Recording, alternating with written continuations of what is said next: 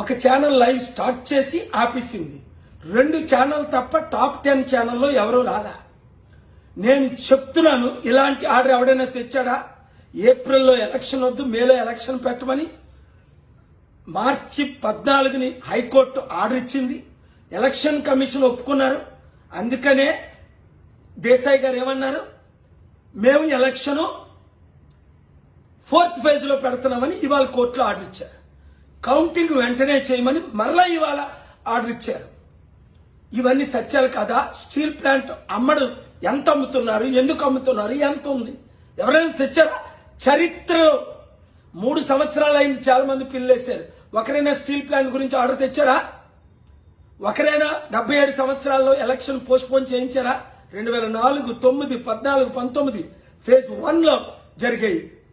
ఇప్పుడు ఫేజ్ 4లో జరుగుతున్నాయి. Media owners గమనించండి. నేను శపించానంటే మీరు మీ కుటుంబాలు నాశనం అయిపోతాయి న్యాయం చేయకపోతే. పనికిమాలందరికీ లైవ్ కవరేజ్ ఇస్తారా? రిపోర్ట్ చేస్తారా?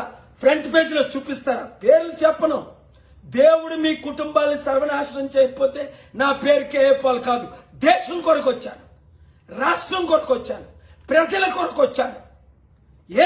మీ కులంలో పుట్టలేదని నన్ను ఇలా చూస్తున్నారు?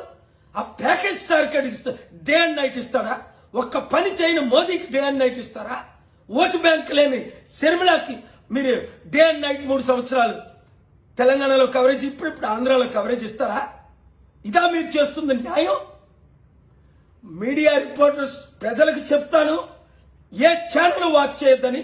అంతేకాకుండా వానర్లు ఎవరు, ఎలా సంపాదించారు డబ్బులు, పిల్లేసి మీ ఎంట పడతా.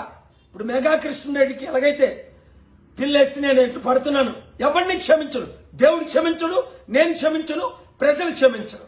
ఇప్పుడైనా బుద్ధి తెచ్చుకొని న్యాయం చేయండి. కనీసం అందరికి ఇచ్చినట్టు మాకు కూడా కవరేజ్ ఇవ్వండి, లేదా దేవుని ఉగ్రతకు పాల్పడండి.